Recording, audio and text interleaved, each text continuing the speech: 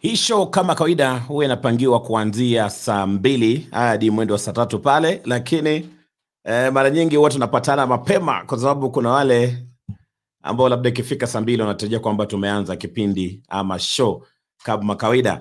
Wale ambao nilikuwa na hapo jana, najua kwamba wengi wao tayari wanafahamu kwamba nimekuwa mgonjwa kwa muda, na ndio maana sijakuwa kwa show kwa zaidi ya wiki moja, zaidi ya wiki moja pale. Lakini sasa hivi nimerejea. Jana nakumbuka nilikuwa naongea na baadhi ya mashabiki ambao wengi walikuwa wamejitokeza pale ili kuweza kuwasiliana nami pale, tukibonga bonga na kupiga story hapa na pale. Wengi ambao walitazama show jana najua kwamba wanaelewa kwamba nimekuwa mgonjwa kwa muda pale. Kwa hivyo nimerejea tena na tutakuwa naendelea na mambo kama kawaida. Leo ikiwa ni Wednesday, tunaweza unganisha na bado pia tuweza kupata tuweza kupata labda mazungumzo pale, uweze kuniambia labda ni swala gani ungependa kuangazia, mambo ambayo yanahusiana na mahusiano, ama ikiwa pia una swali lolote ama jambo lingine la kuongezea. Kama kawaida tunapatana hapa kwenye hii show kila siku mwendo wa saa 2 hadi mwendo wa saa 3. Na kwa vile bado na ugua hatutafanya show kama kawaida mpaka mwendo wa saa 3 ama saa 4. Nitakuwa namalizia mapema pale kwa sababu leo ndio siku ya kwanza. Alafu hizo siku zingine kama kawaida tutakuwa naendelea kama kawaida pale. Naona mashabiki wameingia zaidi ya ngapi? Ile ni karibu 500 inaelekea 600. Wale ambao hujakaribia waambie waingie kwa show ya Unganisho tayari imeanza, ikiwa pale ni saa 2 na dakika 4.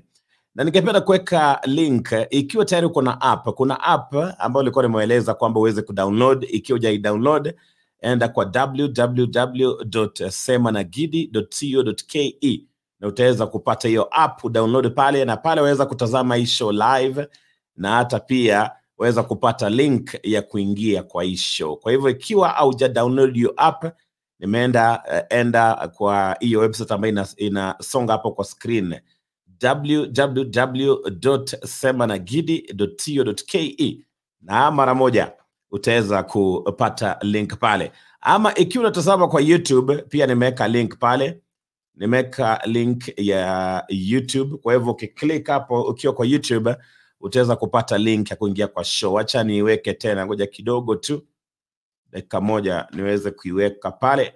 Haya, ndio hiyo.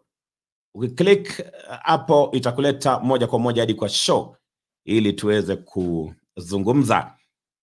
Naona Dorcas anasema nilikuwa nimekumisi sana Gidi. Asante sana Dorcas, na karibu sana kwa show. Huyu nani? Edna Osoro anasema mimi mgeni hapa. Ningependa sana kupata mrembo. Kama unataka kupata mrembo, ingia kwa link. Utapata link hapo nimeweka tayari. Ikiwa unatazama hii show kupitia YouTube, click your link na itakuwa nakuleta moja kwa moja hadi kwa show. Huyu anaitwa nani? Huyu ni Milka David. Anasema Gidi, I'm watching you right from 001. Asante sana. Hudson Gift anasema karibu Gidi, in our prayers always, may God give you strength. Asante sana, nimepokea message yako. Na wale ungependa kuingia kwa show, kumbuka tayari nimeweka link hapo kwa YouTube. Waweza kuklik, nitakuleta moja kwa moja hadi kwa show. Asante sana. Huyu shabiki, huyu anaitwa Franco, anasema pamoja sana.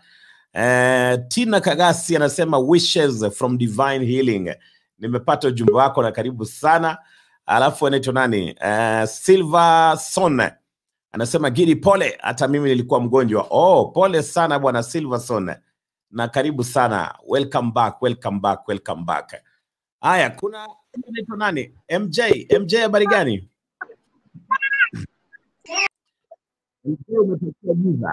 Huyu ni nani? Yushua, habari gani? Mzuri kaka, bikoje? Niko salama sana. Uko pande gani? Niko hapa Marekani hapa USA. Nimewahi kuona kwa hii show. Wewe ni Mtanzania Hapana, mimi ni Mkongomani. Mkongomani. Kutoka pande gani? Kutoka pale Baraka, Kongo. Kuna mahali inaitwa Baraka? Baraka iko ni town ama ni kama siri, Ya ni kama siri. Ni kama siri. Ya mimi hii show yako imenipendeza sana, ikabidi nijiunge na wewe. Karibu sana. Asante. Kwa hivyo umeingia tu kusalimiana, hautaki mrembo? Sitaki mrembo. Tayari nimeshakuwa na mrembo. Ulipata kwa hii show ama ulipata wapi? Nilikuwa tayari nimeshampata. Haya, karibu sana. Karen, habari gani? Hi. Hi, how are you doing? Tumekumiss. Tumekumiss. Hata mimi nimewamiss, nilikuwa siku nyingi, wiki kama 2-3 hivi. Umepona? Nilikuwa mgonjwa kidogo lakini nimepona. Ni sawa. Ulikuwa unasalimiana tu? Nataka kama mtu. Unataka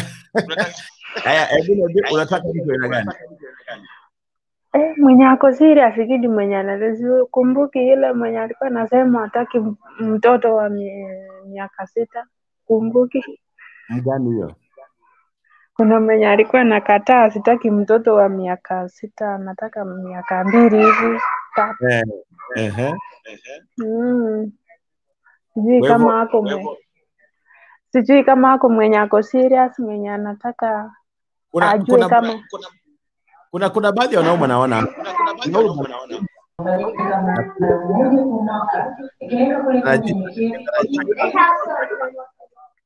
General Ayan zima mic. Alafu James nice. Huyu James Simoni. Haya. Wacha nikaribisha Rehema kwanza. Naona Rehema ameingia hapa. Rehema, habari gani? Mzuri sana. Naona umeingia kwa unajihisi vipi? Bado napata nafuu. Bado hata leo unaonekana uko sawa. Kuliko jana Leo uko sawa kabisa kuliko jana. Leo uko na improvement kabisa. Maybe ulikuwa umemiss watu sana. Na pia watu walikuwa wamenisumbua kwa messages pamoja pia na masimu, nikasema wacha nikuje live. Unajua wakati unakuja live at least unachangamka, ukiona watu, ukisikia watu wanaongea unachangamka. Hata unajua sometimes psychology unaweza kupona bila hata kujua umepona kulingana na vile unaongea na watu. Mimi niko poa, niko fit kabisa. Macho, mambo vipi? Jana ulikuwa unaniambia kwamba kuna shida ya tatizo la macho. Leo nimetoka hospitali. Na pressure ilimerudi normal, iko 21 kwa macho. Unajua macho pia inakuanga na pressure yake. So leo nilienda nikapimwa, ikapatikana pressure iko normal, but left eye kidogo inataka kuongezwa nguvu zaidi. Nakwambia magonjwa ya wazee ukianza kufika miaka 40 kuendelea mambo inaanza kutokea pale. Tunakubali uzee umeingia sasa Na acha nikuulize Rehema, leo ikiwa ni Wednesday, huwa tunafanya mazungumzo. Labda kuna kitu fulani ungependa tuzungumzie ama ungependa kuambia kina mama kabla tuendelee? Okay, mwendo wa saa 11 leo nilikuwa na swali nauliza watu na unajua hata mimi mwenyewe ninataka ningependa kusoma kutoka kwa watu. So nilikuwa nauliza watu hivi, kuna ile hali mtu anakuwa unakuwa na uhusiano na mtu, mnapendana na mtu kabisa, lakini siku moja tu inaamukia tu unasikia haumutaki tena. Na hata ukiulizwa sababu, huna sababu huna sababu. Watu wengi wameachwa katika hali hiyo. Mtu wameachana, hujui alikuacha kwa nini. Na hata we mwenye kuachana hujui uliachana kwa nini. Na inafanyika kwa wanaume ama wanawake ama both? Hata wanawake sana ndio wanakuanga na hiyo kitu. Yani umependa mtu alafu all of a sudden unaboeka tu. Unasikia umeboeka, hautaki story zake. Umpendi tena, umtaki mambo yake. Umpendi tena na haumtaki tena. Na ukiuliza umemwacha kwa nini, hauna sababu. Unasema hujui? Sijui. So nilikuwa nauliza watu ndio hata mimi nipate kujua hiyo jibu, kwa sababu watu wengi wako katika mazingira hayo. Watu wengi wanajua vile nasema. Na huwa inachukua muda gani? Labda hata baada ya miaka 10 ama miaka 5 unaamka siku moja au mtaki mtu tena? Mnakuwa kwa uhusiano mzuri sana, hata wengine wanakuwa kwa uhusiano wa ndoa kabisa, wameoana, wamekaa, wako na watoto, lakini siku moja tu unaamka tu unasikia leo huyu mtu mimi amenichokesha, mimi simtaki. Sitaki mambo yake na sitaki akuwe kwa maisha yangu. Unaona? Wengine tu ni wapenzi, wanakuwa wapenzi siku chache, inakuwa tu nimechoka, sitaki huyu, anatafuta mwingine. Nimeka link kwa YouTube kwa wale ambao wanatazama kwa YouTube, link kwa hapo ikiwa ungependa kuzungumza ama ungependa kutoa sauti yako, kwa sababu unajua leo ni siku ya mazungumzo na kuweka kwa show ili uzungumze. Na leo Rehema ameuliza swali nzuri sana. Je, imewahi kufanyikia ama uwe inasababishwa na nini? Yaani siku moja unaamka tu kwa uhusiano, bwana Firoze, unaamka unasema umpendi mkako tena, ama mke wako anaamka tu siku moja anasema hata mimi nimeamua tu umenibo. Washa microphone Firoze, kisha uongee. Washa microphone. Umezima microphone yako. Umezima microphone kwa screen hapo. Hebu washa alafu uzungumze. Naona Mogi pia ameingia. Mogi, habari gani? Mogi, umeingia kwa show. Ungependa kuongea? Ama labda sauti bado haijamfikia. Mogi, unatupata Mogi? Amelala. Waambie waamuke, watu wa kulala waamke. Mogi amka. Ongea, tunakuona lakini ongea. Hatupati, hatusikia hata kidogo ongea. Microphone yake. Okay, anasema labda ingie baadaye. Irene, habari gani? Irene, habari gani? Irene, unatupata kweli? Irene hatupati. Huyu anaitwa nani? Winnie, habari gani? Winnie, wewe pia umeingia kwa show, lakini kuna wengine wameingia kwa show lakini wamehang. Ayanu, habari gani? Ayanu anaitwa nani? Huyu ni Kelvin. Kelvin, habari gani? Mzuri sana Gidi. Karibu sana kwa show. Ungependa kuongea? Kuna swali ambalo Rehema ameuliza hapo. Sijalipata poa, lakini anaweza rudia nisikie. Haya, Rehema, hebu mueleze nikitoa watu ambao wamekwama hapa kidogo. Okay. Nilikuwa nauliza kuna hii hali ya mtu kuwa kwa uhusiano na mpenzi wake kwa muda mrefu, alafu siku moja tu unasikia tu haumtaki tena. Huwa inasababishwa na nini? Na kama umewahi kupitia kwa hali hiyo, ni nini ilikufanya mpaka ukasikia simtaki? Na ukiulizwa sababu unasema hauna sababu. Unajua watu wengi wako katika hali hiyo sasa hivi. Naweza sema labda ni hisia ama tabia zile zinazofanya mtu, tuseme ni ile, naweza sema nini, lakini ni ile tabia ya mtu ndio inafanya. Wewe imewahi kufanyikia bwana Kelvin? Bado lakini kwanza kabisa Kevin, uko na mpenzi wewe? Bado ndio tunatafuta. Unatafuta? Na mbona hujauza sera zako hapa ili uweze kupata mpenzi? Kwa sababu hii ni show ya Unganisho. Ndio nimeingia Gidi. Haya, tuambie ungependa kupata mtu aina gani, ili wale ambao wangependa kukutaka jiuze. Nimekupatia nafasi, uza sera. Mtu mwenye ako hadi wake, ni mwenye anajua kupenda mtu.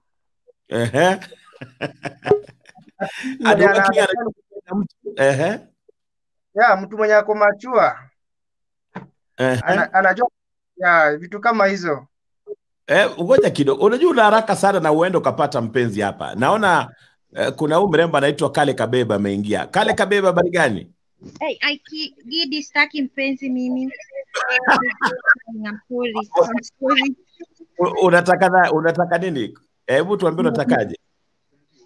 Nilikuwa nimewamiss, it's been long sijakuwa kwa show, so I just wanted to say hi.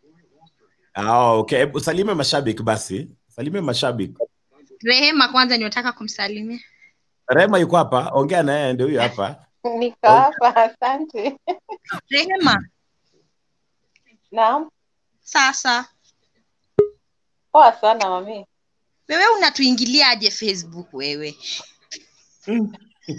Nimesema nini mbaya? Ilikuwa ni chit chat ama girls club. Nikasema ilikuwa refu, nitakukomendia tu, nitajitaka hapo. Okay. Nimekumbuka hiyo swali, ni ile nilisema wanawake wanasema wanaume wana cheat, si ndio? Okay, niliuliza swali pia Gidi. Nikawauliza wanawake huwa wanasema all men are they cheat. Unaona? So nikauliza hawa wanawake kama all men they cheat, huwa wana cheat na kina nani? Yeah, it is true. Inafaa ulete hiyo hapa pia. Ndio wenye wanakuja so, na wanaume wakicheat, wana cheat na wanawake. So, hakuna haja ya wanawake kushinda wakiimbia wanaume ati wanaume wote wana cheat. Ni wanawake ndio wanasaidia kucheat. Tunasema hivyo. Exactly. Yeah, wanasaidiana. Kale Kabebu, nakubaliana na hilo? Yeah, it is true. Juu mwanaume hizi cheat peke yake. Kwa hivyo mwanamke ni vibaya ama mwanamke asiamke siku moja na kusema kwamba bwanake anaenda kando kando ya uhusiano ama ya ndoa. Akona right ya kucomplain. Akona right ya kucomplain, lakini unajua ni ile word general ndio nilikuwa najaribu kusema. Hiyo general word watu wamegeneralize wanaume wote wana cheat. Sasa nilikuwa nauliza wanawake kwa sababu hicho ni kikundi cha wanawake wako pamoja. Nilikuwa nauliza nyinyi wanawake mnapenda kusema wanaume wote wana cheat. Hawa wanaume wana cheat na kina nani? Sisi wanawake leo hii tukikataa kuwa mipango ya kando, hawa wanaume watakosa watu wa kucheat nao.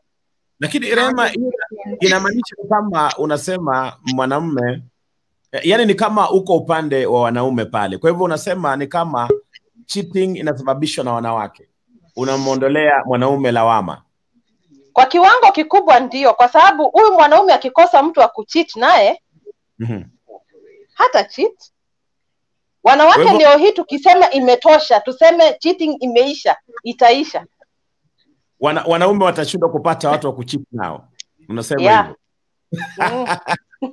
Nani kama Robert anakubaliana na hilo? Robert. Hata nisalimie mashabiki, nisalimie wale watu wako nyuma ya tent. Ninafurahi kuwaona nyinyi wote wawili mmerudi buhari wa afya. Pressure imereduce. Leo Gidi ni kama umekula mlima. Kuna chakula kingine nilikuwa napenda kukula hapo Obama, ilikuwa inaitwa mlima. Unapewa mfupa moja hapo na kasembe. Lakini nafurahi at least tuko pamoja. Mimi nitaingilia kwa topic ya Rehema. Na topic ya kwanza ni upande wa kuboeka. I will tell you for a fact, maisha ni kama chai. Ukiongeza maji unaongeza na sukari. Ukiongeza maji peke yake itakuwa tasteless. The problem with our women when they come to our lives, wanakujaga na ile figure 8, amejipamba, akishaingia kwa nyumba anakaa nde. Sasa ni kama gunia ya mahindi. Wewe pia ukiangalia hiyo, that is why unakuta tunatoka tunaenda nje, unakuta wale wa nje pia wanajaribu kutuattract. Wanachora hizo manamba, sisi hiyo macho yetu haina pazia, ndio tunaona huko tena. Na sasa wacha niambie wanaume na wanawake, cheating is a game. Wewe ukiingia kwa mchezo, unajua wanawake ndio wajiheshimu, kwa sababu wewe unajua tu kabisa huyu jamaa ako na mtu. Lakini wewe unyo umemfuata, unyo tu umemfuata. Kwa nini? Kwa sababu siku hizi tumeleta mpaka category nyingine inaitwa slay queens. Wale hawataki kujua, hawataki. So wanawake wanakosa kujiheshimu. Unaona? So kama huwezi heshimu mwanamke mwenzako na unaona kweli nyumba yake inavunjika na uko pale, like there was a clip that was moving around the social media. Mama amekuja na watoto kwa nyumba na kuna mama mwingine amefungiwa kwa nyumba. Hatoki, amefungiwa tu kwa hiyo nyumba. Na huyo mama amefungiwa kwa nyumba, anajua hii nyumba ni ya wenyewe. Na anakaa na huyo mama mwenye amefungiwa nje ndiye alijenga hiyo nyumba na mikono yake miwili. Wewe unafikiri wewe sasa yako yenye utajenga hakuna mtu mwingine atakuja kubomoa? So we have to be fair. We have to be fair. Sisi wanaume, wacha nitetee Boychild, sisi wanaume tuliumbwa kuona na kuchukua. So ukikataa kuchukuliwa tuwezi kukuchukua. Kweli. Wacha nipate maoni ya mashabiki. Kuna baadhi ya mashabiki nao ambao wanaingia hapa. Kuna huyu bwana James. James, habari gani?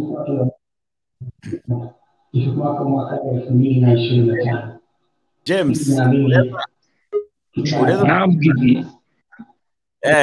habari za usiku. Uko salama sana. Waweza kuzima TV hapo kando? Ni TV ama radio? Nazima, haina shida. Haya, zima basi. Haya. Ngoja nizime. Nishazima tayari. Zima. Haya. Zungumza basi.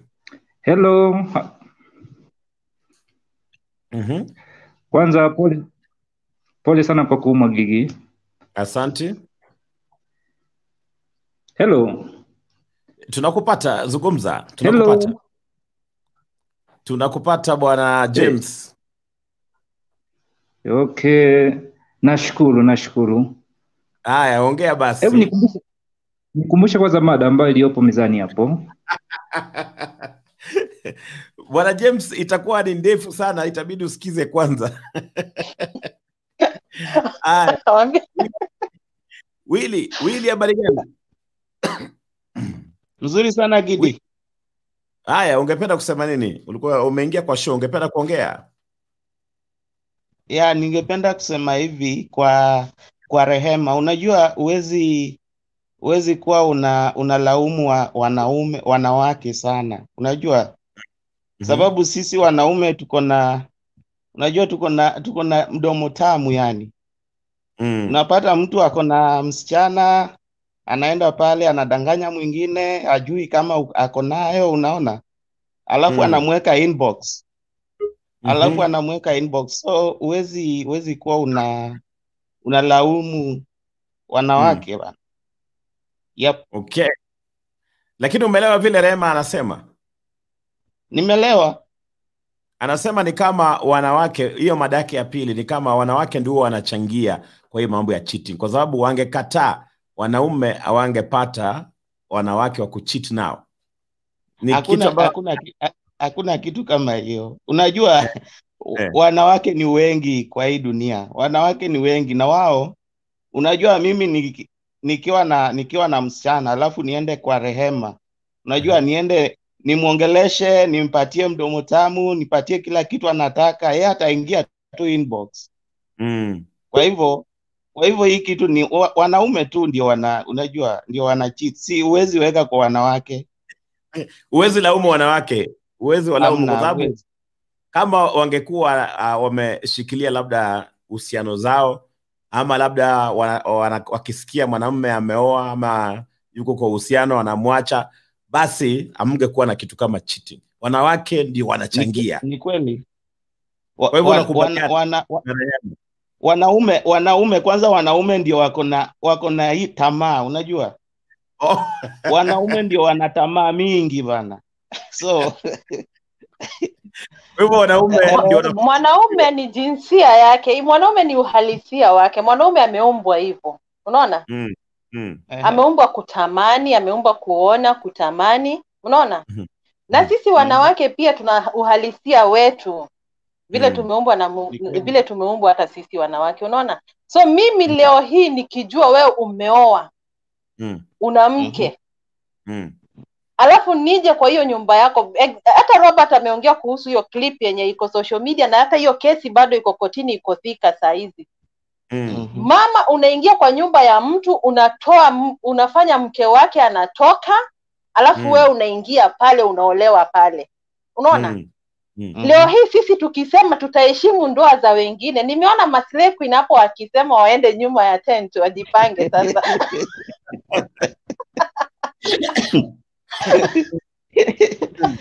Leo hii hao wasichana wakisema wataheshimu ndoa za wengine, aseme mimi sitakubali kutongozwa na mume wa mtu. Na hata ukitongozwa na mwanamume na huko pengine hujui ni mume wa mtu, alafu happen ujue umuache. Rema, kuna pia point fulani naona hapa mtu ameandika hapa. Kwanza kabisa anasema wanaume ni wachache. Na wewe mwenyewe wanaume ni wachache. Unajua?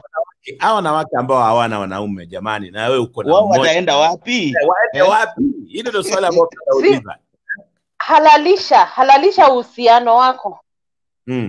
Ikiwa ni mwanamke. Ikiwa ni mwanaume, halalisha uhusiano wako na mwanamke ambaye unataka kuchukua wa pili ama wa tatu.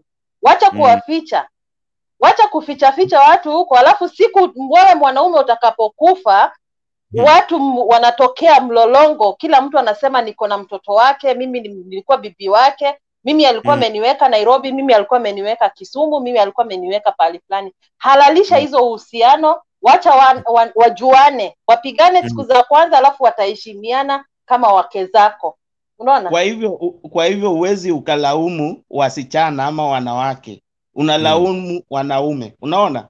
Sababu mimi watalaumiwa wote. Siwezi nikalaumu mwanaume peke yake, nitalaumu hata huyo mwenye anaingia kwa ndoa ya mwingine akijua kuna mbona yeye mwenyewe asiseme ahalalishwe awe mke wa pili. Haya, naona Prince Sangola pia yuko hapa. Prince Sangola, ungependa kuongea?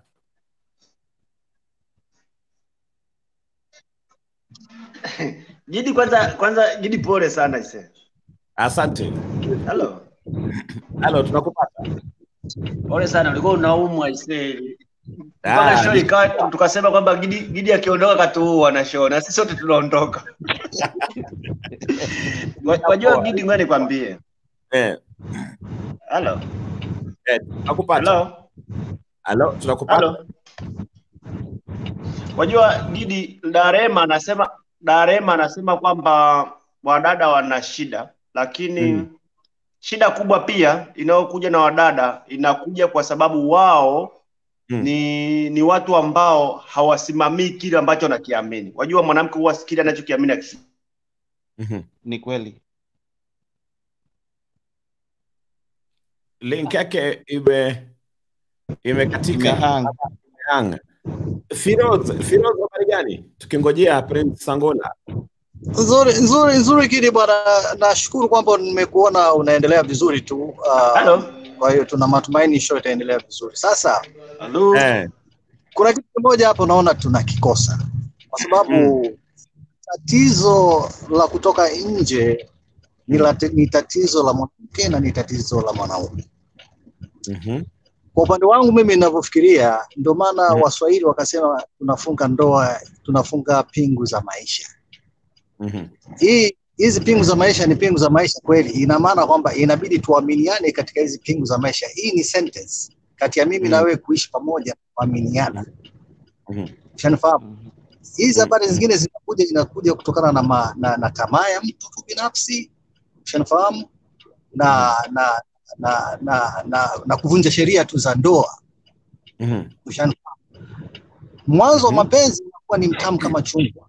Katikati unakuwa ni mtamu ni mchungu kama limao, lakini mwisho unakuwa ni mchungu zaidi kama shubiri, Waswahili wanasema. Kwa hiyo sasa lazima tujitayarishe kwa vipindi vyote hivi. Na ukiangalia ndani ya ndoa za watu wengi including myself, mwanzo mnapoanzana kama bibi na bwana anakuwa anatoa matumaini mengi sana na mapenzi mengi sana kwa mke, na bibi naye anakuwa anajitengeneza vizuri sana. Nafikiri Bobo alishalisema hilo kwamba unakuwa na mafiga 8 na nini, unajiweka vizuri sana in the beginning, lakini mshaingia ndani ya nyumba sasa, bibi naye ana lose touch. Unaelewa, kwa bwana wake. Na lose touch kwa bwana wako, bwana ataona touch nyingine nje. Ushanielewa? Maana unaambiwa yani ukiwa kama ni bibi ndani ya nyumba lazima ukumbuke kujiweka vizuri sana anytime, lakini ukionyesha kwamba kuna dalili za wewe kwamba unaanza kumzoea bwana, na anageuka anakuwa kama ni kaka yako sasa. Unaona bwana, mnazoeana kiasi kikubwa sana, kiasi ambacho hakuna tena yale mapenzi ambayo zamani mlivyokuwa mkianza mlikuwa mkipeana. Unaona bwana, kwamba tumaini ya kuishi pamoja. Ushaona? Kwa hiyo sasa mnakuwa brother, mnazoeana mno kiasi ambacho bibi anaacha urembo wake na bwana naye anaacha zile responsibilities zake alizokuwa nazo toka zamani. Naona zamani alikuwa anafanya vizuri sana, alikuwa anakuletea mazawadi, alikuwa anafanya hivi, anafanya hivi, anakuwa. Sasa na wewe sasa mnakuwa wote wawili mmetoka katika ile reli. Kwa hiyo bibi anakuwa very interested, anakuwa easy kupata bwana nje au kuangalia nje, au bwana naye inakuwa rahisi kwake kuangalia nje. Unaona, tukiachilia mbali wale wasichana ambao kama Rahima alivyosema, wale wasichana ambao wanatakiwa wahalalishe ama au bwana alalishe. Wale uwezo ukafanya kitu chochote. Ni bwana yeye mwenyewe kuacha au bibi mwenyewe kuacha kuchukua mtu wa mtu, kama ni mume wa mtu, akijua ni mume wa mtu basi naona bwana haiwezi kucontrol. Ndio maana, lakini tuzungumzie ndoa. Mimi niko katika msimamo wa ndoa. Kama tunadumisha ndoa from beginning, vile vile ulivyoanza na vile vile kati iendelee na vile vile mwisho endelee. Kama kuna tatizo, wewe mwenyewe bwana vile vile ukimwona bibi yako kama labda ana lose touch, namwambia bwana hani mimi naona hivi na hivi na hivi na hivi, test hivi na hivi na hivi. Ushafahamu bwana? Lakini hiyo nafikiri inaweza kusaidia. Mimi niko kwenye ndoa mpaka sasa hivi Kidi. Huyu ni mtoto wangu wa kwanza na miaka 31. Wow. Niko wa pili ana miaka 26 na watatu ana miaka 15. Na mama huyo na sija lose touch na yeye ambaye mlianza naye kwa mna refresh maisha, tuseme hivyo. No refresh brother, tunawasiliana kila time na wewe unamwangalia bibi yako na yeye anakuangalia. Ushanifahamu? Especially kama sasa hivi kama wewe una akili timamu. Una haja ya kwenda nje mbali kutoka huku na kule. Maradhi yako mangapi brother? Hakuna sasa hivi hata haya masuala ya mke wa pili mimi siyachukulie muhimu. Unaenda kutafuta mke wa pili kwa nini? Wow. Mimi ni Muislamu. Lakini nakwambia kitu kimoja, mke wa pili wa nini? Ndoa ya pili ya nini? Huyu mama amekuzalia watoto watatu. Huyu mama Bob, kama nakosea Bob niambie, huyu mama ashakuzalia watoto watatu Bob. Kama mimi ashakuzalia watoto watatu. Naenda kutafuta mke mwingine wa nje ili ni moyo mke wa pili. Kwa ajili gani? Watanisamee Waislamu kusema kweli, Muislamu sana, lakini bila lazima niseme ukweli. Mimi sidhani kama mke wa pili anaswihi. Tunasema kuswihi, anaswihi japokuwa tunasema anaswihi. Mimi sidhani kama anaswihi. Ndoa ni ya mtu mmoja. Pata mwanamke mmoja, unazaa naye watoto mnaohitaji kuzaa, mnatengeneza maisha ya watoto hao, mnakaa pamoja mpaka mnazikana. Kama kuna tatizo ndani ya ndoa, fix it. Namna gani mna fix it is very easy. Muangalie bibi yako. Mama, mbona uko mnene sana, twende gym. Ushanifahamu? Kwa sababu hiyo ndo point kubwa ya wanaume. Me squeeze too much, she's too much weight. You know? Hapana bwana. Mpeleke gym. Mimi nafanya jogging na wife wangu every morning. Nikipata nafasi nafanya jogging na wife wangu. Jioni nikipata nafasi nafanya jogging, na mimi ndo trainer wake mkubwa. Mimi ndo nafanya shopping yake ya nguo na twin namna ile nataka. Umeelewa? Lakini sasa kama utachukulia tu masara ya leo na kesho mmalizane, mtamalizana kweli. Kesho ataenda huko, kesho kula atakwenda kule, kesho kula atakwenda hivi, lakini responsibility to be honest ni yako wewe mwenyewe baba na ni yake yeye mwenyewe mama. Mki lose touch both sides, you gone. Naona ndio maana kila siku kuna marriage mpya kila siku watu wanaachika. Yani kama nimekosea nani Bobu na mama pale, niambie nimekosea wapi. Lakini mimi kwa maoni yangu sidhani kama wewe unaweza kufanya better kwa mwanamke mwingine wa nje, awe wa pili au watatu. You can never do better. Kama utashindwa hii ya kwanza, hii ya pili utafanya better pia. How can you work it out in the second one? Well, you failed in the first one. Hebu nipate kwa kitu gani ambacho umefail? Lidish, ungependa kuzungumza?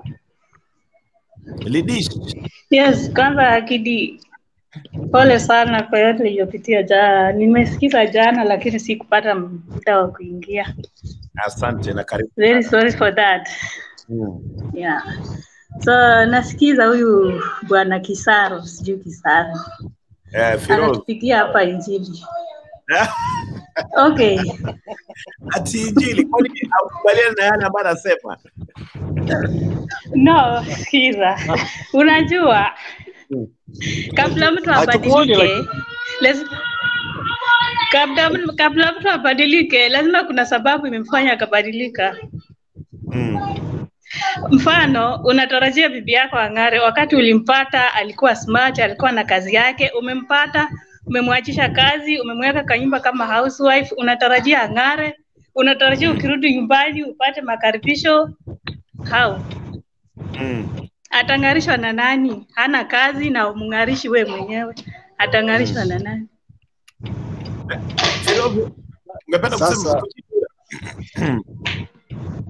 Sasa Bob, umeniruhusu hapo? Didi. Umeniruhusu hapo? Unataka kuongea, kujibu? Ndo nilikuwa nasema wewe mwenyewe baba au si bwana? Ndo unatakiwa ujirekebishe. Unatakiwa ujirekebishe hayo aliyoyasema huyo mama. Wewe unachukuaje mwanamke unaenda kumweka katika nyumba au unamchange kama ulikutana naye akiwa mzuri na akiwa anafanya kazi? Huyo si ni mzuri zaidi? Sasa kama alikuwa mzuri na alikuwa anafanya kazi ukaenda ukamtoa tena ukampeleka akawa sio mzuri. Sio kama mnanisikia, link yangu naona kama imehang. Nakusikia. Tunakupata lakini link yako inahanga. Link yako sauti inasikika. Sauti inasikika. Ndio hiyo sasa. Okay, let's get to the point. Ni kwamba kama wewe ulimpata huyu mama akiwa mzuri na akiwa pia ana kazi ya kufanya, she's productive woman. Wewe una haja gani ya kwenda kumdampo katika sehemu kama hiyo aliyosema yule? Umemweka katika nyumba ambayo haina lolote ama ni kwani? Why do you grade her down instead of pushing her to go? Majukumu yote ni kwa mwanamume, wasema hivyo. Mwanamume ndiye anafaa kujitokeza kisha kwamba sisi ndio tunao approach. Kwa hizi nchi za huku mwanamke anaweza kumapproach mwanaume, lakini sisi Kiafrika kiutamaduni zetu sisi ndio tunao approach. Hata mwanamke akikupenda vipi hawezi kukuambia bwana Gidi mimi nakupenda. No. Lazima wewe ndio approach, utizame zile dalili iko vipi, anasema anaonekana vipi, ndio wewe uende. Na wewe hujaiambiwa unapendwa. Robert, hujaiambiwa unapendwa Feroz? Oh yeah. Sema tena. Nasema hujaiambiwa unapendwa. Siku hizi wanawake wa siku hizi hawakuweki. Ninakwambiaje, kwa nazungumzia niko katika point ya utamaduni wetu, japokuwa unabadilika sana. Ushaona bwana, sio kama huku nchi za nje ni kitu cha kawaida. No, lakini kwa kwetu sio kitu cha kawaida, lakini wapo wengi siku hizi wanasema nakupenda. Wengine wanakutumia text message katika WhatsApp nini, katika Facebook na nini, ushaona bwana. Lakini sasa wewe usipoweka wazi mambo yako kama una mke na watoto na nini sio bwana, itakuwa ndio tayari connection hiyo.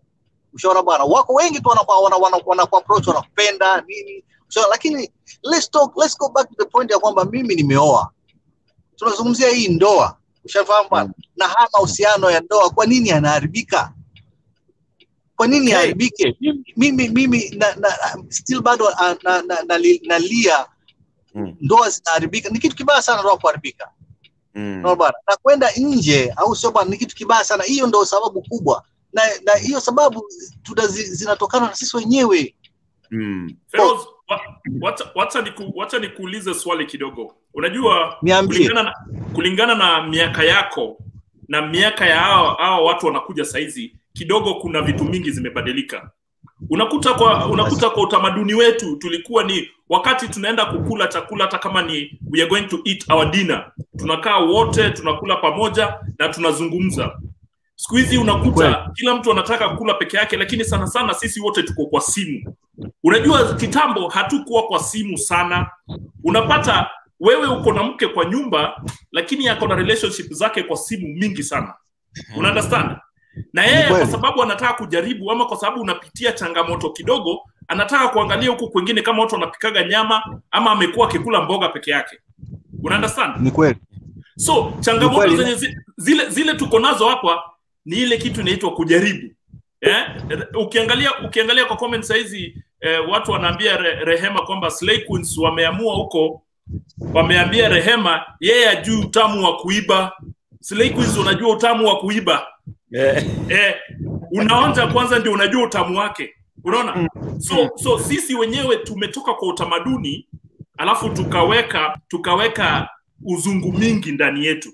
Unaona? Vile umesema tu kawaida. Huku kwetu, huku pale tuko kidogo ni vitu kama ya kawaida. Unajua huku pia unaweza waona na mkataba. Unaweza sema tunakaa na wewe miaka 5. Unasikia? Of course, yes. Yeah. So hiyo ndio utamaduni tunakosa, hiyo ndio utamaduni ambayo sisi tunataka kuanza kuiga. Na imeletwa na Bob, wacha nikumbushe kitu kimoja. Umezungumza vitu vizuri sana kuhusu time factor, kuhusu siku ya enzi zetu na enzi sasa hivi ni tofauti. Point nzuri sana Bob. Na ningependa sana kuisisitiza au kuitilia mkazo ni kwamba wao hata enzi yetu sisi tulipokuwa mimi enzi yetu sisi kumapproach mwanamke na kumpata awe girlfriend wako inachukua muda sana. Kwa sababu kulikuwa hakuna teknolojia kama hizi. Wao unakumbuka vizuri tu, hata Rehema nafikiri unakumbuka vizuri tu, mume wake hakumpata hivi katika kama mazingira ya sasa hivi anavyoenda. Muulize Rehema atakwambia maybe jamaa ilichukua miezi 9 mpaka mwaka.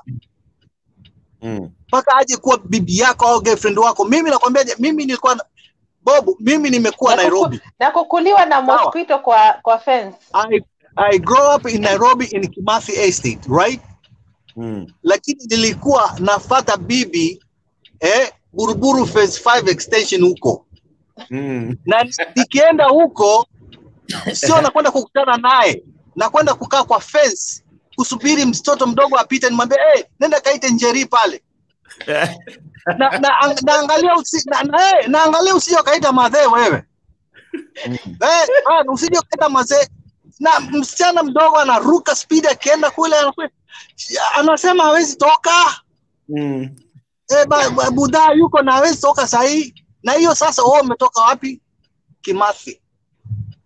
Kwa hiyo sasa ni next week tena hiyo, ni next day. Kwa hiyo utafanya hizo safari so chini ya 10, 15, maybe 6 months. Na hata siku unaweza kufanya safari kama hizo mkakutana for only 5 minutes. Sasa ami naenda madai huko kwisha hiyo story. Brother Bob, mimi najua unajua what I'm talking about. Utafukuzia huyo kwa muda wa miezi 6. Sasa mtu kama wewe ukimpata utamwacha kweli? Huwezi kumwacha. Utabidi ukaze ili uweze kuishi naye kwa muda mrefu, si ndio? Na sio sasa hivi. Sasa hivi kama ulivyosema teknolojia ziko nyingi, mtu ana press 2 fingers naona bwana I like you nini. Na mwanamke mwingine na anafanya kwa sababu akili zao zote ni sawa. Siku hizi wanawake wamejishusha dhamani. Si kama mbeleni. Sio kama mbeleni. That's my point, Rehema, kumbe umenielewa. That's my point, kwa sababu mimi nakupa mfano huo kwamba muulize Rehema ni how long is it taken for her to be win by his husband today. Atakupa story. I'm sure it's not Feroz, the only difference inakuja ni kwamba kitambo ulikuwa unakaa na huyo mke unaweza msoma. Kama si mtu unaweza kaa na yeye utamwacha. Kama ni yule mtu mtaingiana na yeye pamoja mnaendelea. Siku hizi inaitwaga press of the button. Unaleta mtu ndani na hamjajuana. Huyu mtu malengo yake pia haujui ni malengo aina gani. So yeye labda aliingia kwako akijua anakuja kwa Feroz kwa sababu Feroz ana cheddars kidogo, alafu anapata kumbe hiyo cheddars ya Feroz ilikuwa tu ya kunibangaiza lakini hana kitu. Unaona? Hana kitu. Lakini unajua hiyo ya kitambo ulikuwa unaleta, hata ukinunulia msichana zawadi anakwambia siwezi peleka kwetu, nitaulizwa nimetoa wapi. Wasikuizi wanachukua wanakula fare na pocket money yote. Nakubaliana na wewe kabisa. Ndio maana ukiangalia hata show zingine, kuna show nyingine ukiangalia show zingine wasichana wanadiriki kabisa, wasichana wadogo wazuri tu Bob, wananiumiza kabisa roho. Anadiriki kusema kabisa mimi nataka yule bwana yuko over age mzee ili aweze kunitunza. Can you believe that? Mimi nataka yule bwana yuko mimi siwezi talk, siwezi kudate na mchali hivi. Mimi nataka yule yuko grown hapa mwenye pesa ili aweze kunitunza. Akutunza vipi wewe wakati unatakiwa ujitunze mwenyewe, ufanye kazi wewe mwenyewe, ugrow up, yani uelimike, uweze kuwa na uwezo wako wewe mwenyewe. Unataka kutegemea mwanaume akutunze kwa sababu gani? Hiyo unajishusha chini kiasi ambacho kwamba yani wewe uke wako thamani. Unajua mimi napenda kuwaambia wasichana, msione nyinyi ni wasichana mkafikiri ni wasichana, nyinyi ni mama zetu. Umenifahamu? Kwa hiyo unavojishusha chini kiasi hicho unamshusha hata mamako mzazi. Ushanifahamu? Uwezi ukasema vitu vya kishenzi vya kiasi hicho kwamba unataka bwana ambaye atakutekea. Hakutekea vipi? Inatakiwa ujitekea wewe mwenyewe. Ukijitekea wewe mwenyewe, huyu bwana atakutekea wewe 100 times. Kwa sababu he knows, I'm telling you, he knows kwamba you know how to take care of yourself. You get the point? Lakini if you go there, kama unataka tu somebody to take care of you just from nowhere, because of what? Hebu niambie, kwa sababu ya nini? Ya uke wako, au kwa sababu ya wewe mzuri, au kwa sababu wewe ni msichana mdogo, au kwa sababu ya nini? Maisha hayana hivyo. Wewe ukishakuwa unatakiwa lazima uwe mtu, uwe strong. Hakuna mambo kama hivyo yanabadilika. Hakuna mwanamke dhaifu wala mwanamke sio dhaifu. Wanawake wote ni sawa na wanatakiwa wawe strong kama vile wanawake wengine walivyo. Ushanifahamu? Ili uweze kujenga jamii njema. Unaona? Na sisi wanaume tukipata kina mama ambao wako namna hiyo, unajua kina mama ni kama mzabibu. Inatakiwa upalilie na umwagilie maji asubuhi, mchana na jioni. Ushanielewa? Ili uwe mzabibu uweze kukuzalia matunda mema. Lakini kama utaupuuza, utaudharau, utaunyima chakula, utaunyima maji, utanyauka brother. Unaona? Hautakuzalia matunda mema. Ndio mwisho wake unasema trash, wacha mimi nitupe nje. Lakini still bado ukumbuke, your trash is for somebody else treasure. Your trash for somebody else treasure. Gidi. Jumatano hizi ziwe nyingi sana za kuzungumza na naye. Tuzungumze hizi Jumatano hizi Wednesdays. Natakiwa ziwe nyingi sana. Ziwe nyingi ili uweze kuzungumza hata zaidi. Haya, asante sana. Lee, unajua hatuko tumekupatia nafasi. Uliongea kidogo ukatoweka. Na pia naona Agnes yuko hapa pia angependa kuongea. Agnes, habari gani? Lidish, washa microphone, umezima microphone. Agnes Njeri amezubaa, wacha nimuondoe. Lidish, ungependa kuongea? Anyway, ngoja nirudi kwa ile issue ya Rehema ya kwanza.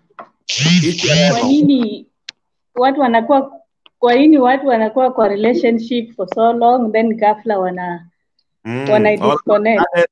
Unapata mtu anasema sikupendi, ama mke anamka anakuambia mimi sikupendi tena. Mimi sikupendi. So especially hizi long relationship, unaweza fikiria mtu mnaongea tu kawaida, kumbe I'm studying you. Sasa nazidi kukuangalia vile una respond, vile una behave, zile vitu una post, vitu zingine na kusoma tu na ujui, nitakutoka polepole na ninakupotea. So vitu kama hizi uchangia, inafikanga mahali yale mazoea yanaanza kukua, kama yani mtu anaanza kujisahau kwamba kwa relationship. Unajua relationship, you are preparing for the next step of marriage. So huu ndio muda wa mtu kusoma tabia za mtu. Lakini Lidish, Rehema anasema hii inafanyika hata kama mtaoana, wale ambao kwa ndoa. Unapata labda mmekaa miaka 20, 25, 30 kwa ndoa. Siku moja unaamka na unatupata link ya Lidish imehanga. Mbenza, habari gani? Nzuri sana. Ungependa kuchangia? Ningependa kuchangia. Nimesikia maoni ya mzee. Nyewe mzee ameongea ukweli. Vile Kobe ameguza ukweli kabisa. Hata nimekuwa nikifuatilia comment pale. Nimeona warembo venye wanachangia ati hiyo ya kukula fea ongeza volume.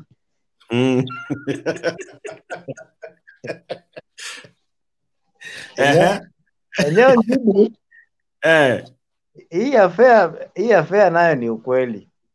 Ni ukweli namna gani? Hebu tueleze, kwa nini unasema ni ukweli?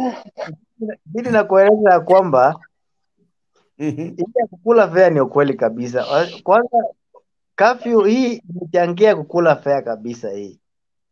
Penye huyu amefungua tu kidogo hivi. Unasikia tu ati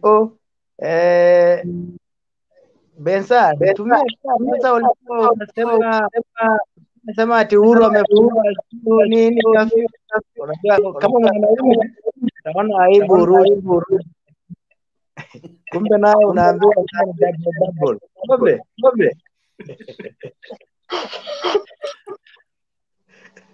Lakini unajua shida moja na wanaume. Na mimi saa zingine hata wanaume fare ikikulwa mimi naona ni sawa saa zingine, kwa sababu unaweza pata mwanaume anapata mwanamke wanatengeneza pamoja, alafu all of a sudden mwanaume anaruka huyu mwanamke. Na imeonekana kama juzi kulikuwa na mwanamke ambaye alikuwa ametoka maeneo ya Rwanda na aliletwa na mzee ambaye ni Mkenya, na mzee akachukua mali yote na akaficha. So saa zingine hata wanawake wakitukula fare, they can be right in some way, kwa sababu sisi pia tukipata nafasi ya wanawake kutujenga tunakuwa wajuaji tukishajengwa. Ngidi, sisi kama wanaume tunaumia sana. Hii story ya fare hii enyewe tunaumia, tunateseka.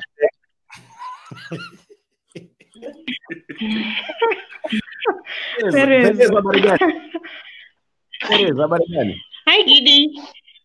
Hi, how are you? Unanisikia? Tunakusikia. Thanks. Allow me speak in English. No problem. Tunafurahi sana ya kwamba umerudi and you are feeling better. And then I just want to contribute on Rehema's question on boredom. And I want to say that boredom is as a result of, cheating can really result into boredom. But again, cheating is personal. You decide that you want to cheat. Then what are the reasons that would cause boredom? Kunafika wakati ambapo sasa you as people who are in a relationship, you get bored with one another and you now stop to take care of yourself, self-care. For example, you are somebody who used to take care of yourself, you are neat, your things are really nicely made, but all of a sudden you start to forget about even as simple as brushing your hair, brushing your teeth. It's a turn off. So that would really bring in the aspect of boredom. Sometimes also affection, imeisha. You're behaving like sister and brother, not anymore like, like a couple. And then this would possibly result into a bit of withdrawal. Now you start to withdraw and you start to look for other people outside who can give you attention and the care that you want. Then at the same time, it's also possible that you start to be a poor communicator. You don't communicate with respect and love. You don't feel one another. Communication even is just a simple 20 seconds hug per day. That would still help. But when this is really, you start to withdraw from doing such simple gestures, somebody gets bored and they start to look outside. So at the end of it all, interest is completely lost and life is difficult. So generally there are other things, there's stress at work, economic times are difficult. When you go back home, you're not received right. So you start to find out from somewhere else, where can I get, the peace that I need. So at that point, then now you decide, like I said, cheating is personal. Now you make a decision. So I'm now going to cheat on, let me say, Rehema, and I'm going to look for somebody else. And really, like somebody has said here, the ratio is bad. So always there's another lady outside there who will be waiting for that you do not appreciate. So when the person approaches the other person, they definitely are embraced, they feel loved, and they feel that this is the person, this is what I'm missing. So they get into it, and before you know it, you're really you've been thrown out. So I really think that the solution is just like us at work, we're normally done appraisals, right? Like on a periodic basis, you sit down with your boss and you walk through the period that has been, your KPIs are reviewed. So this same thing should still happen in relationships. You take a time and you sit together, maybe even away from home. You can go get away, however simple, in the simplest budget that you can afford. So you go away and you review your relationship, and you talk again, and then, you know, you go back and start from a place. But when you start to live as brother and sister, then really things get off. So I'm talking as, I'm not married, I'm talking as a single person, and I've seen once in a while some married people approach the single people, and I've been approached many times. And these are some of the things that they bring out as reasons why they think they want to try somebody else. And then on matters of taking care of yourself, like Feroz said, you as a woman must learn to take care of yourself. It's an attraction, you know? Yeah, so you start by taking care of yourself, and you show that you are also trying to be worthy. We don't want women coming to the table empty. You can't pour from an empty cup. So you also must make sure that you're coming to the table with something. Little, but you're coming to the table with something very important. It's an attraction to any man. Like Feroz said, it's a motivation. And then my last point is on, there's this guy called Benza. He was talking about matters of eating fair. And I want to advise the men that are listening. A lot of men, especially the Luo men, I'm a Luo, many men are complaining that fair inakulwa. I want to tell them to maybe try the reimbursement method, you know? Ukifika, narudisha fair. If you don't make it to the place where you are supposed to come, then there's no fair. So do a reimbursement method. Come, and when you reach, I reimburse you with, in fact, with some interest. I mean, I think that will take them a long way. Yeah, so generally I like the show, and you guys are doing a good work. Perez, let me ask you a little question before you go. Perez. Yes. Yes. A lot of people are complaining about women, and especially women in marriages, because we as men have all these problems coming from women. Because most of the time when we start dating, we are usually very good. But as soon as we walk inside the relationship, women have moods. One time you're from work, you're so tired, you need that embracement, and then all of a sudden, mtu amekufuria kama mandazi ya bama. Ukiuliza hata chakula, you can just go get it. You know, ukiuliza hata, you can just go get it. Unafika siku hiyo ndio siku ya kukandwa, kufanyiwa massage. Ukikutana na mtu kwa bedroom, ana face maker, wewe una face Jerusalem. To be honest. Ni nini itanikosanisha kutoka tu nje ati naenda kwa pub ya mtaa na nikutane na njeri huko? Na nipatie what I'm missing. Those are the kind of things. So women should, your mood, how can we handle it? Because we know there are natural calamity factors that create that mood. Unaona? And how do we deal with those things? So ukisema hiyo boredom in terms of kuishi brother na sister, sisi pia we handle those moods in the sense that hatujuagi inakuja siku gani na hatujuagi tutaihandle aje, because some of those people don't even want to stay with you in the same house. They'll just walk away. Yes. Wow. Robert, if I was the man that is getting that kind of reception, I would send back some warmth. In this case, like I was saying, that a 20-second hug would make a big difference. I would grab this lady and give her some nice hug. And I mean, who would chase a nice thing? Who would say no? Unaweza pigwa hug kama mkono iko hapa. This person doesn't even want to talk to you. Yes. You don't reciprocate by giving back the very attitude that you're being given. You give an attitude of love, of warmth, and then many a times when we women sit back and think, like when we start to talk a lot, and you just sit there and look at us, we feel like this is stupid. I mean, why can't this is not the right thing, and then we realize this is not right. And yes, we accept the hug, and why not? We sit and have a meal. No. So I think you just reciprocate by... Women usually ask for the space. They usually ask for the space. So we usually give them the space. How do you give us the space? No, we just leave you. We just give you the space. Unataka hiyo space yako. And most of the time when women tell you that, wanaenda mtandaoni tu na they need their space, they don't want to be disturbed. And then sasa sisi kukupatia space ni kutoka tu nje na kwenda kutembea. So nikikutana na mtu huko nigongwe na gari huko nje, mimi makosa nimetoa wapi? Makosa yangu imetoka wapi? It's true. What you're saying could be true, and that's why I'm saying that amidst all this, when you go out, now you go back and let's say you meet Perez, myself, and I'll be willing and I embrace you and I take you back. You know, I make you feel loved. So when you go back to the house, you're going back. Maybe you're satisfied. You just go to bed straight. And now this continues until some point. Now you even move out, or now you bring another woman to the house. Like I like the example that you are giving of the lady that is now locked in another woman's house. So these things happen because women also tend to want to be pestered a lot, you know, to be begged. But you're in this marriage. This is your marriage. This is your thing. You chose to be in it. But now if you want to behave like it is now that unatongozwa, then really somebody else, the ratio is bad, I've told you. Somebody else is waiting on the door. So they welcome your husband and they walk out. Yeah, so I really think for women, it's just to know our place and accept, learn to talk to our husbands in the right way. I mean, talk issues, do what I call the KPI appraisal. Sit down and talk. And why not? It will be such a sweet situation. I'm not married. Thank you so much, Perez. Labda nikuulize tu kwa niaba ya mashabiki kwa sababu naona wengi wanaandika comments pale.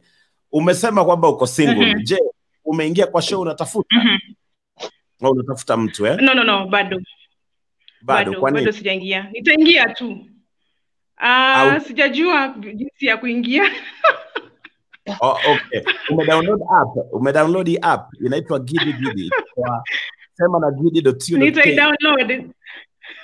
Download weka pale na mara moja utapata mwanamume.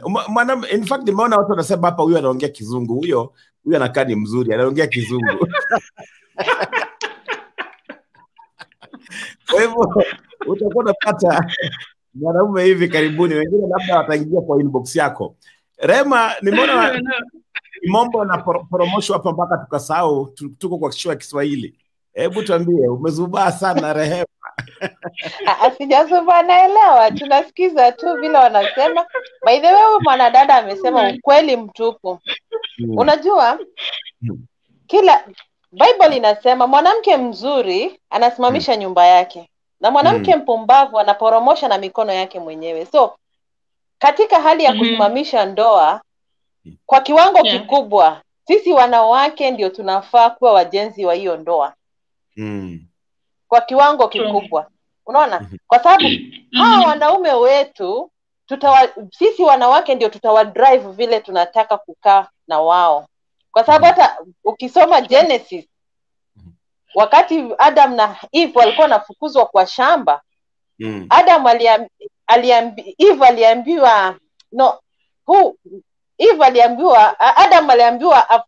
aliambiwa afuate mpumbavu wake. Unaona? So sisi wanawake tuna ule ujanja Mungu alitupatia. Tunaweza tukasimamisha, tunaweza tukaharibu. Na kwa wakati mwingine, yani wakati mwingi sana, wakati mtu anaolewa, unakuwa unajirembesha, uko mzuri, uko na time ya kurembesha, lakini mtoto akikuja, mtoto wa kwanza akija, yale masaa unashindwa kubalance. Watu wengi hushindwa kubalance. Unaona? Pengine mtu hata anakuwa mchafu, unaona, pengine anaanza kunuka maziwa. Huyu mwanaume hataki harufu ya ndio anataka mtoto, anakupenda, lakini hii harufu ya maziwa inamweka kando. Na wanaume wengi huanza kucheat hapo. Na ukiuliza kwa nini, atakwambia hata akitoka nje anasema mimi ile nyumba siku hizi kwa hivi na hivi. Unaona? So wanawake, unajua kuna hii wakati wa kitambo kidogo tulikuwa tukikaa na mashangazi zetu, wanatufunza jinsi ya kukaa na wanaume kwa nyumba, jinsi ya mambo. Lakini sisi mashangazi wa leo hii, sisi mashangazi.com saa hizi tuko, hatuna time ya kufunza hawa watoto wetu. Time yetu ni kukuja kwa mtandao, nivue nguo, nianze kutwerk. Sasa nitafunza hawa wasichana vipi? Nitawafunza umuhimu wa usafi lini? Gidi, can I say one thing? Aya, Teresa, hebu sema kitu. Uzungumza. Let me just say one last thing. I'm more comfortable in with English. So Rema has said something that it's really up to the woman to decide, because we have this caliber of women, the working woman, who has a house help in the house, and she then leaves everything to the house girl to do. And sometimes cheating starts with the person that is closest, with the house girl. So she wakes up at 5, she prepares the breakfast, she irons the shoes, the clothes, she's done the shoes, the breakfast is set, and then the man comes back again, dinner is set, and everything is really in order, yes, but it's being done by the house help. A normal, sane man would definitely notice the effort that lady is making. It is even worse if she's a beauty. Sometimes they outweigh us with beauty. Then definitely he gets attracted, and before you know it, then you go out and the household takes your place. So I would encourage married women to take time and go into the kitchen, prepare your husband a meal, bring it before him, serve it, or even if it has to be done by the house help, be the one to present it at the table. You know, it makes a big difference. Yeah, let me not talk too much. Let's wait for the married people to give us. You actually said it right. And before you leave, I'll actually also advise men. Yes. Unajua saa zile tunaanza, when we start relationship, we have these, the lovey-dovey kind of relationship whereby when you're cooking, I'm next to you in the kitchen, I'm helping you with the plates and all that kind of stuff. Lakini wakati umeoa sasa, mwanaume mwisho yake anaishia kwa ile kiti yake, and there are specific seats for women, for men, sorry. Anamalizia hapo. And then after that sasa inakuwa ni wewe peke yako, all that kind of stuff. So unapata when you have a house help, you actually send the house help to do everything, and then that thing fizzles out. When it fizzles out, then there is no connection, because most of the time it's like, I like this woman because she knows how to cook, I like the food, unaona, na hizo vitu zingine, unaona. So wanaume, hiyo nini kishaisha, ndio unaenda nje, unaanza kutuma fare, unaanza kuambia tukutane mali fulani. Wanaume msitume fare peke yake, tumeni paka na pocket money. Mkisumbuliwa, tuma paka pocket money, muishi maisha yenye mnataka, because that's another budget. Wow. Haya. Asante sana. Thank you so much. Thank you. Asante sana. Thank you. Na naona time inaisha. Saa 3 imefika. Na nilikuwa nimesema namaliza saa 3. Imefika saa 3 dakika 10. Kwa hivyo ningependa kumalizia show kwa siku ya leo. Imekuwa mazungumzo mazuri, na tutakuwa na mazungumzo kama haya karibu kila siku, kwa sababu siku hizi ningependa wengi waende wapatane kwa app pale kwanza. Ikishindikana unaweza rudi kwa show ili uweze kupata mwingine ama tukusaidie kuchagua na mambo kama hayo. Kwa hivyo sijui maneno ya mwisho Rehema ambao ungependa kusema nikimalizia show siku ya leo. Maneno ya mwisho tu ningependa kuambia watu waheshimiane, waheshimu ndoa. Na kuna siku nilipost hapo kwa hiyo group ya wanawake nikawaambia, wasichana wenye leo mnasaidia wanaume wao wenyewe kucheat, wakati utaolewa usikuje kutulilia bwana yako ana cheat, kwa sababu hivyo unasaidiana leo, kuna msichana pia atasaidia mume wako wakati huo.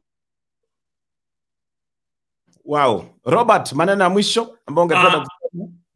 I think we are very clear into this, kwamba shortcut doesn't make anything. Shortcuts are always dangerous. It is either you have a relationship or you don't have a relationship with whoever you want to have a relationship with. Kama unataka relationship ya mtu na unataka kuingia na unajua kuna mtu mwingine uko ndani, courtesy calls for uliza, ufunguliwe, uingie ndani, wache kuchezea nje, because hii kucheza nje hatujui mood za watu ni aje. Kuna watu wengine wana hasira mbaya.